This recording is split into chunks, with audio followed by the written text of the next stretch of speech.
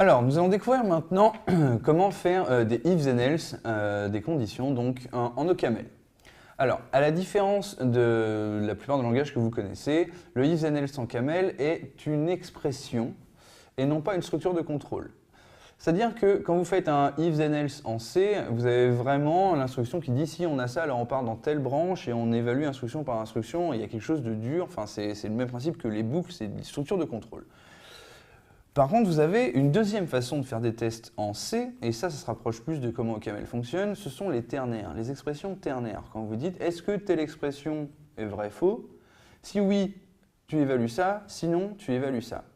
Et bien là, en OCaml, le ifs and else, en réalité, va se comporter exactement comme les ternaires que vous avez pu connaître en C.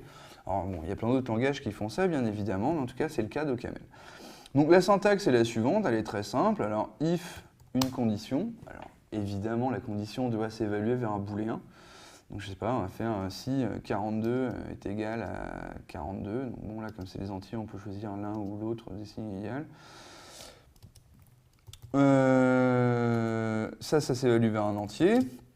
Then, alors, dire print and line yes. Yes. Et else, print and line, no. Ça me paraît très bien. Donc ensuite, j'ai terminé, je mets mes deux points-virgules, je lance, 42 fait bien 42, évidemment, c'est égal, donc j'ai affiché yes. Alors ce qui est intéressant, ça va être que le typage d'un if, ça va être ça, c'est forcément des booléens, et ensuite la branche then et la branche else doivent obligatoirement avoir le même type. J'entends par là que si je reprends l'exemple du dessus, là je vous fais if 42 égale 42 pour qu'on ait une condition, on s'en fout, je pourrais mettre if true. Si là je dis tu renvoies 42, sinon tu renvoies 42.42, là le truc c'est que bon ça c'est bien un booléen, on est content. 42 c'est un entier, par contre 42.42 ça c'est un flottant. Donc on voit que les deux branches du if ne typent pas. Donc je mets mon double point-virgule et là on voit qu'il n'est pas content. Okay, il me dit ouais là tu as mis un flottant mais je voudrais un entier à la place parce qu'ici tu as mis un entier. C'est très logique. Donc faites bien attention, hein, vous aurez ce genre d'erreur, il faut absolument que les deux branches de votre ifs and else soient du même type. Et bien évidemment que la condition, elle, soit de type booléen. Alors ceci dit, les ifs, c'est très pratique, hein, on peut faire plein de choses avec. J'ai écrit quelques bouts de script dans un fichier là pour qu'on puisse regarder ensemble, parce que j'ai la flemme de les taper directement à l'ordinateur. Donc on va regarder ça ensemble. Donc on a ici, donc on a une liaison de le nom n sur un appel à la fonction readInt. Donc ça va faire quoi tout simplement? Ça va demander à l'utilisateur de rentrer une valeur, ici un entier, et la valeur qui sera renvoyée par readInt sera liée au nom n. Et donc ce nom n, il va être présent dans l'expression qui est en dessous, donc de là à 2a. On voit qu'on est à droite du in. Donc cette expression est un if ici, donc on a la condition ici, la branche then et la branche else. Donc comme on est dans le cas où on va faire pas mal d'effets de bord, là on se retrouve dans un cas où on aura besoin des blocs. Je vous laisserai essayer sans les blocs, vous verrez que des fois ça passera, des fois ça passera pas, ça dépend exactement de comment vous avez mis vos effets de bord, mais la plupart du temps ça ne passera pas, et puis de toute façon c'est pas fait pour passer au final. Donc le principe c'est ici, je fais une série d'effets de bord, je suis propre, je me dis que j'ai une seule expression ici qui est un bloc et que cette expression est composée après de sous-expressions, donc en particulier cette séquence-là. Alors si l'entier que j'ai rentré il est pair, alors je vais afficher ce nombre, afficher le nombre et j'affiche est pair. Sinon j'affiche ce nombre, j'affiche le nombre et j'affiche il est impair. Okay, et je termine ici. Donc ça, c'est une première expression qui va passer dans l'interprète. Hein. On va voir la deuxième après pour faire tout d'un coup. Alors ici, je vous montre qu'on peut faire une liaison sur absolument n'importe quoi.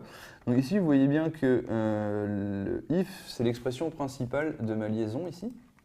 Alors que dans ce cas-là, j'ai fait en sorte que le if, ce soit ce qui est calculé pour faire la liaison.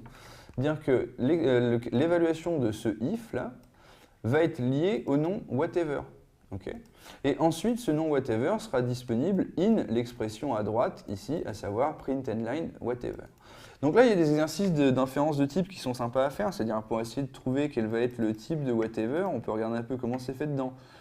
Donc ici, on a une condition, on va les lire en entier, on va voir si c'est modulo 2, ok, donc s'il est pair. S'il est pair, donc tout ça, ça s'évalue bien vers un booléen, parce qu'on a ici égal, une expression puis l'autre. Donc on a la branche then qui est une string, donc elle s'évalue vers une string.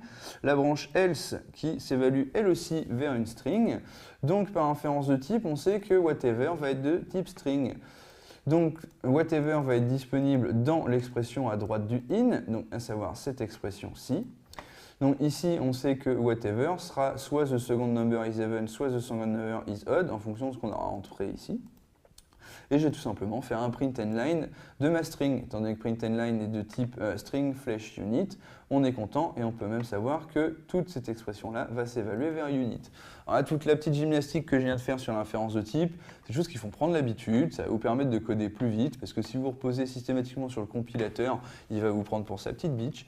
Donc apprenez tout de suite à bien comprendre comment fonctionne l'inférence de type, à la faire vous-même, et vous coderez beaucoup plus vite, beaucoup plus propre et beaucoup plus efficacement.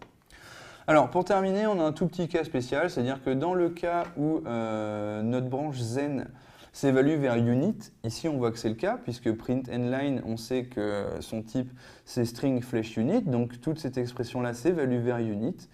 On n'est pas obligé de mettre une branche else. Okay, les cas où la branche then fait un effet de bord, on n'est pas obligé de mettre une branche else, ce qui est assez logique quand on réfléchit, il n'y a pas besoin. Parce que l'inverse de l'effet de bord, c'est un autre effet de bord, mais il ne fait rien. Donc du coup, ce n'est pas intéressant ici. Alors, voyons un petit peu comment est-ce que tout ça, ça va s'exécuter. Alors, si je lui lance tout le script hop, dans la tête, donc là, il attend que je rentre une première donnée. Donc c'était, est-ce que... donc je lui donne, je sais pas, 42. Donc est-ce que 42 est pair? Oui, 42 est pair. Donc ensuite, il attend une deuxième valeur. Souvenez-vous, c'était la deuxième partie du script où cette fois, on allait faire la liaison du if directement avec le whatever. Donc là, le whatever, il va valoir, je sais pas, je vais rentrer un nombre au hasard, je vais mettre 45. 45, le deuxième number, il est impair, il a bien raison. Et on voit la fin du script qui s'affiche, le no else. Là, c'était juste pour vous montrer. Je rouvre, qu'on soit bien d'accord. Ici, on avait le premier. Ici, le deuxième readline. Et bien évidemment, ici, celui avec le no else. Donc voilà, c'est pas très compliqué if then else, faut prendre l'habitude qu'en réalité tout est expression. Alors là j'avoue qu'il y a une petite subtilité parce que quand on est habitué à C ou à C++, le if then else ce sont des grosses instructions, c'est une grosse structure de contrôle. Là ici, le if then else c'est une instruction, c'est pas une instruction justement, c'est une expression. Donc voyez le if then else en OCaml comme vous verriez le ternaire en C, ok, et non pas le if else de C. Bon, une fois qu'on a compris ça, ça va très vite derrière. Les gens qui font du Ruby, par exemple, seront assez familiers avec cette notation-là. Bon, voilà qui met un terme à toute cette présentation sur les conditions, les ifs and else. Donc là, on commence à voir qu'on va pouvoir écrire des programmes, commencer à faire quelque chose. Bon, il nous manque encore écrire des petites fonctions, écrire des fonctions récursives, parce qu'on n'a pas de boucle, mais on va voir ça dans un instant. Alors, je vous retrouve tout de suite pour la suite.